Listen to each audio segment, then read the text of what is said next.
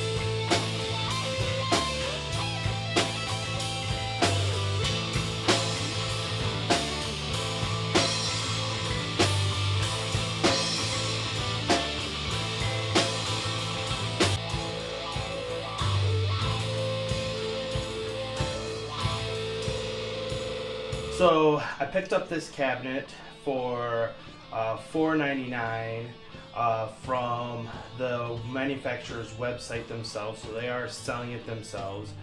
And what drew me to this cabinet was the fact that it comes preloaded with 50 games on it, and it just seemed like the best value for my money. Because space in my arcade is getting quite cramped at this time.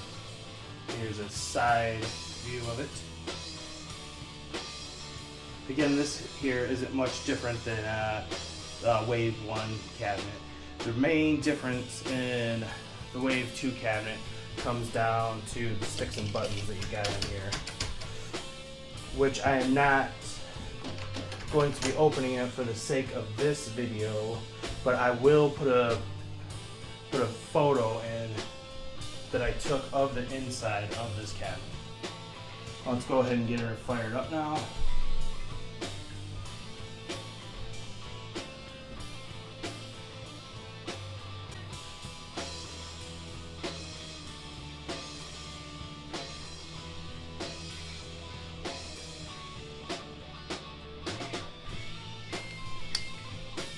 Here we go. Here are the 50 games that are available. You know, they're all in these different collections. You got the King of Fighters collection. We got a Metal Slug collection, Samurai Showdown collection, the Classic Collections Volume 1, which has, you know, a few different random games in it. But these Sengoku games, they're fun beat 'em ups. So this cabinet does have 3 beat 'em ups on it: Shock Troopers, Magician Lord.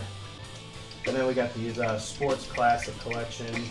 These are some fun sports games, and we should be getting some new games via Game Pack in the near future, because you can add more games to this. So even though it comes with 50, we're probably going to be able to add more legitimately, as well as there are certain hacks out there that I won't go into in this video. And here we have the Fatal Fury collection and the World Heroes Art of Fighting collection. So there are really 50 quality games in my opinion. I haven't really found any throwaway games or anything I think is terrible here. Yes, when you get to some of the earlier games in a series like King of Fighters 94 or the first Fatal Fury game, they're a little bit more basic than some of the later ones for sure. And as far as these sticks and buttons go, I'm going to put a picture on the screen right now to show the inside here. And you can see this is the Wave 2 cabinet. It's got the screw-in buttons there, and it's got the 5-watt speakers inside of it. So I am one of the first people to actually review this cabinet at the time of the making of this video, which I'm pretty excited about. And let me just say, the sound on this thing since the update is pretty fantastic in my opinion. So let me go and fire up King of Fighters 98. You guys can get a quick listen.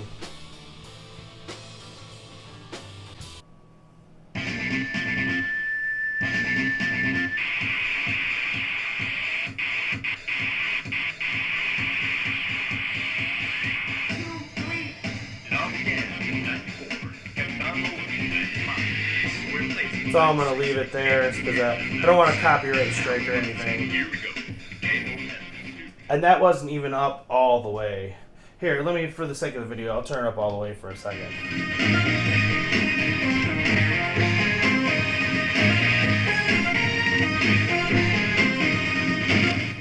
See, and then I'll turn it all the way down.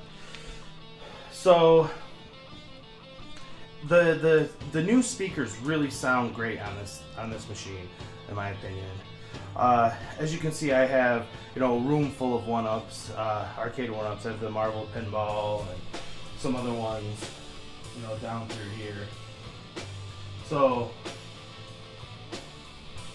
I feel pretty confident in speaker comparison, and I would say these 5-watt speakers are absolutely comparable to anything that's in the 1-ups, barring this new Marvel Pinball. The new Marvel Pinball may be louder, but that's probably the only one. Well, I take that back. The original ones, they were loud, but they only had 2 settings. They had loud and blow your socks off. But anyways, this cabinet is plenty loud, in my opinion. And I will say that the sticks and buttons that they have put in here, they're completely adequate. They get the job done. If you're a novice gamer, you might be completely satisfied with them. I don't want to say that they're bad quality sticks or buttons, because they're not bad quality sticks and buttons. They're pretty much the same quality you get out of arcade 1-up sticks and buttons, in all honesty, which those aren't bad either. But I'm a picky stick and button person, so here's IL sticks and cherry hat buttons there, and so I will be putting those in this machine eventually, just because when I play games like this King of Fighters 98, I really want to hit the moves properly, and I know with when I upgrade the sticks and buttons, it will do that. But having said that, I'm not saying that they're bad sticks and buttons by any stretch of the imagination. It's just how picky are you about those things, and I myself am quite particular about them.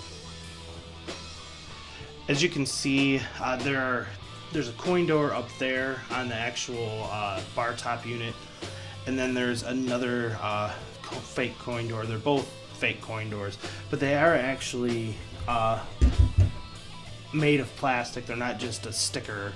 They're actually part of the unit, which I really appreciated. Some people have a problem with the little one that's included there. Yeah, I don't mind it myself. I think it's fine. And then what's customary with all of these machines, they have this is where you turn it on back here, and this is where the power goes, and they have a USB port right here for firmware updates or game pack additions or other things that might come down the road. So I'm going to wrap up this video by giving you my final thoughts on this cabinet. And they are that it is an absolutely fantastic buy. Yes, it costs $500 with the stand. You can buy it for $450 without the stand as just a bar top if you're interested in that. But if you want it in a room full of 1-ups like I do, then you're going to want the stand. Another common complaint about it is that it is a tad bit lower than I would prefer, and I do agree with that. When you stand up close on it, can't really see the game very well because the marquee kind of blocks your view a little bit. I tend to play sitting down when I play this cabinet more, especially since it's new. But I do think I'm gonna find a way to raise it up a couple of inches, see if I like it standing up. Because sometimes I like to just come in and play a couple of quick matches real quick, and not having to sit down really helps out about that. So that is a possible complaint. But those things aside, I think it is an absolutely fantastic and beautiful cabinet, and it's quickly becoming one of my favorites in my entire arcade. And I really think that more people should be giving this thing a go, giving it a look at, because it's worth the money. Honestly, guys, it's totally worth the money. As you can see, I have the Marvel pinball right there, and I love that machine as well. But if push comes to shove, I do think I like my MVSX better than my pinball even. It is that quality of a cabinet. So that's my video for you guys today. I hope you enjoyed it. Please stay tuned to future videos here on Mikey J Productions, and I'll be seeing you guys all again soon. Take care, everybody.